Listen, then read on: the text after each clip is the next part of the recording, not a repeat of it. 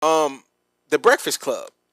Right. So Jess Hilarious, she gets very candid about the Breakfast Club. Now, for everybody who doesn't know, the Breakfast Club has recently been acquired by, well, not fully acquired, They but acquired they acquired the video rights to iHeart to iHeart and some of their podcast division. podcasts on there. So now Jess is saying that the community on YouTube is displaced. Yes. They don't know where to go. And so now, because all that IP, whatever they agreed on for the deal, Yes. is owned by Netflix for whatever time it's owned by Netflix, they can't do anything and put it on YouTube. So their people don't know where to go. And now she kind of hinted at, and this was all on her Twitch stream. She has her own Twitch or whatever. She was on Twitch, reading some of the comments and things like that. And then I guess she kind of responded to this or kind of voiced her disconnection to the fans. Right. Because the real part of the Breakfast Club was the comment section. Like, you see a headline, you watch the video, and then you go through in the comment section, they'll be going at it, and they'll cuss Charlamagne out, say something about DJ Envy, say something about Angela Yee. Yeah. Or again, and then, Angela Yee moved on, so then they'll say something about Lauren LaRosa. Yeah. Remember the Lauren and Jess had a little back and forth. I was about to say, so yeah. It was a real community. That was a real thing. And now it's like, we don't get to engage the same ways that we did when it was on YouTube, when it was on Instagram, when it was on, because I think it spilled over into Twitter for a little bit too. So I understand her frustration and being able to come to the fans and say, hey, we feel disconnected too. Do you still watch the Breakfast Club? See, I have a different experience because I work from home. And so I listen to the Breakfast Club for the news. Okay. I would like to sit there and have it on, listen, see if I could capitalize off of what happened yesterday something like that. So it benefits me in a way that I never just went to iHeartRadio app and look for like it's right there on Netflix. Well, I think the nature of the business that you're in being in media, you're going to watch the Breakfast Club, whether they put that shit on Amazon, Prime, Paramount, because it's just a great source of what's going on in the culture. But I think to the average listener who listens as a consumer, you're listening kind of as a producer. Kind of, like, okay, I need to produce some type of content. As a consumer, I think it's a little harder because when you're on YouTube, the virality of being on YouTube is a lot different than being on Netflix. For one, I can share and send it right to you as my friend, send it to Twitter, send it to my Instagram. Whatever. On Netflix, I don't think you can share. It's not a social platform. No, it's a at home with my spouse. Yes, Netflix and chill, or at home with some ice cream I ain't supposed to be eating. You know what I'm saying? It's almost an intimate platform. It's a very intimate platform, and that's a good point. Netflix is very intimate. YouTube is very open. Yes, YouTube is very everybody watches this. This is a free platform, independent thinkers, independent creators. And your HBO Max, your Disney, when you log into there, I'm with the family or I'm by myself. I'm not thinking about everybody. And that's why I think the YouTube thing works a lot better with the Breakfast Club, is because the Breakfast Club is a platform for the culture. Yeah, it's very open. It's social. Yes. And Netflix is not that social. But you brought up a good point about the level of production. Yes. And how Netflix is kind of, you're used to a certain level of production in Netflix, but then you go into the Breakfast Club and it's not quite the same. Yes. So when you go on Netflix, there's Hollywood films, Hollywood level production, right? So there's a certain level of expectation that you have going on there. Imagine if people start putting their independent films on Netflix, or their independent videos that they just created with their iPhone on Netflix. That'll look cringy as fuck. It'll look weird. It'll look out of place, right? So that is what the Breakfast Club going to Netflix kind of seems out of place, because the production value is there in terms of the quality of cameras and audio and all of that, but the Netflix Netflix, when you think about it, you think about a Hollywood film that you would have to potentially go to the movies for and go in the theaters. Netflix is that.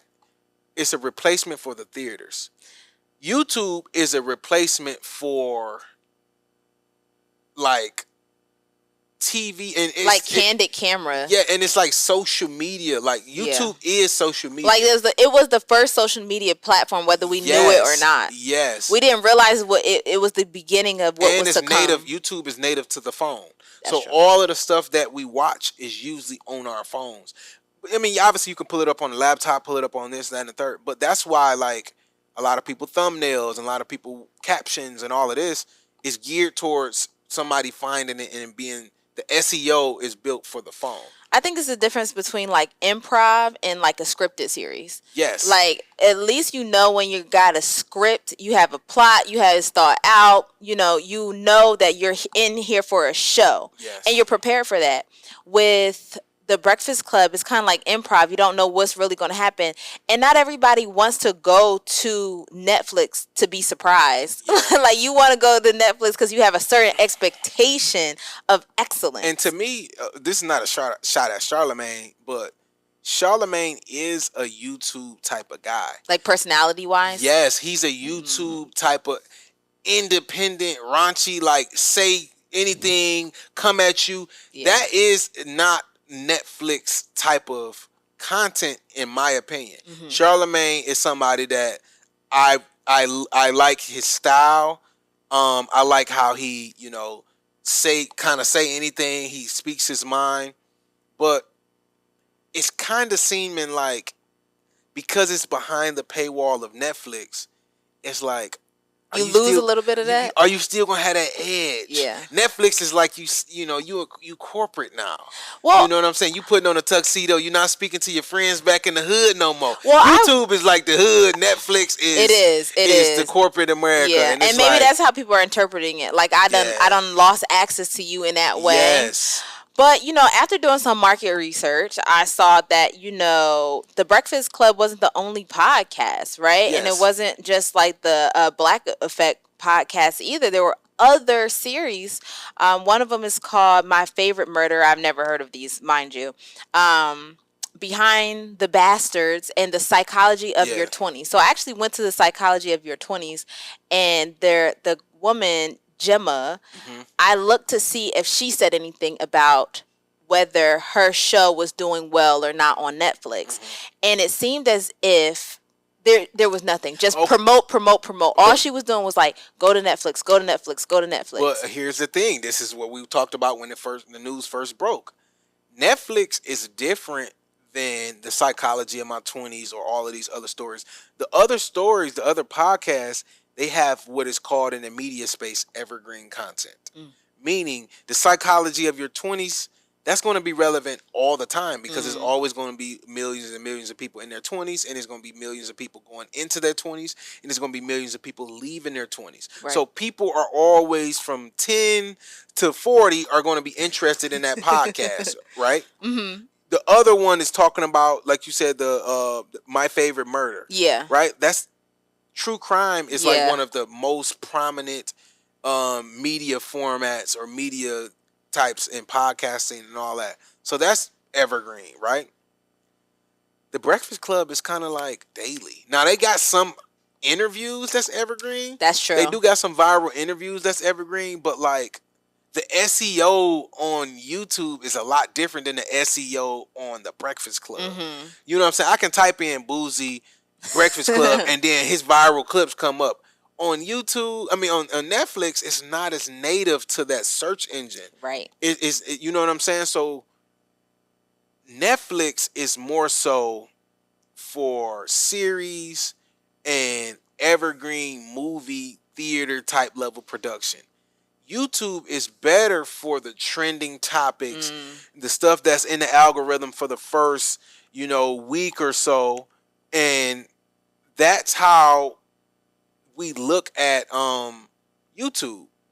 And that's how we look at YouTube for the trending stuff. Like you don't go on Netflix for trending stuff. If Charlamagne, when he do the donkey of the day, Right. That should be relevant for the first 3 days, and then we looking for the next donkey. The next donkey. On Netflix, you're not going to get that donkey of the day clip every single day that people love and share and goes viral. Mm-hmm. And then another thing, it's a lot of content creators that's saying they've been getting copyright striked and shit like that because Netflix not playing. They not allowing other people to make reaction videos and react to Charlemagne and react to the viral stuff like that. They're not playing that. Wow. Okay. You see what Jess said? Like, basically, they got to create their own content. They can't put up long-form content on other platforms. It has to be on Netflix. Mm-hmm. Again, which stops the virality of the entire situation. So they definitely have to restructure this then. It feels like, there's a lot there for Netflix as far as like maybe just the interviews, but it can't be everything. Yeah. Like it can't be the entire show because then it loses relevance. To me, I thought they were only doing the interviews on Netflix. Yeah, that makes sense. Yeah. Hey, we interviewed T.I. Hey, we interviewed 50 Cent. Hey, we interviewed Jeezy. We interviewed Oprah. We interviewed Jay-Z. We interviewed whoever. Go on Netflix to watch that. That makes sense. Our clips, our news, our donkey of the day. Why the fuck would that be behind a paywall? That makes no sense. And even Joe Rogan, the biggest podcaster in the world, put they shit behind a paywall on Spotify for a couple years. It didn't work out. They took that. It's right back on YouTube. Really? It's right back on YouTube right now. Wow. It's right back on now, YouTube. do you think financially they make out better on YouTube or on Netflix? See, I don't know their numbers.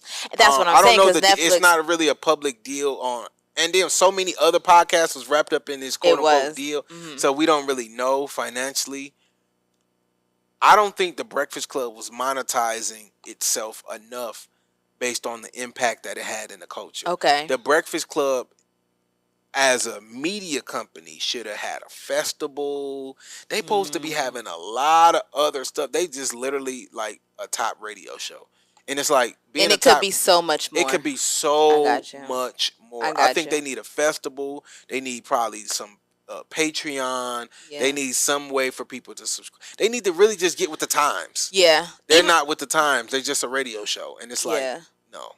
Yeah, even like a behind the scenes or a get ready with me or like I want to see more from them getting ready for like different topics. Voting on different topics. What do you guys like? Da, da, da.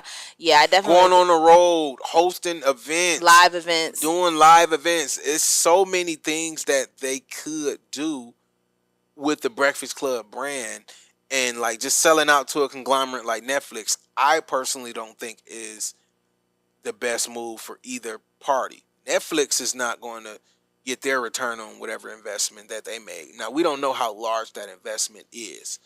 I don't believe they're going to get it, the return on their investment. I think the co-host of the show, I don't think they're going to get paid as much, and their value is going to be as big being behind the paywall of Netflix. I personally don't, because I think you're going to get more viewership and more virality and you basically your brand. They underestimated the comment section.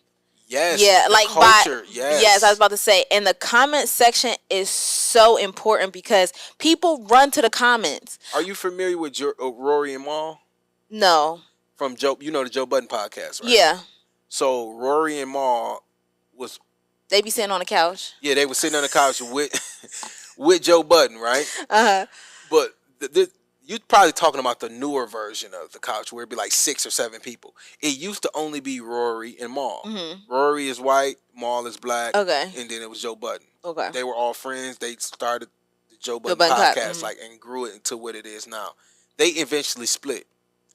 So Joe Budden is killing it, doing his thing with the Patreon or whatever. Rory and Mal is killing it, doing their thing with the Patreon. They just did their stuff to Netflix. Rory and Mal just basically told that Patreon people, like, we basically got to end the Patreon because we can't give y'all exclusive long content. We signed our video rights over to Netflix. Oh wow! So they're pretty much stuck in whatever contract that they have. Correct, and then it's like they getting rid of their community. Dang. They got to get rid of their They got to get rid of their Patreon. The Patreon is the community.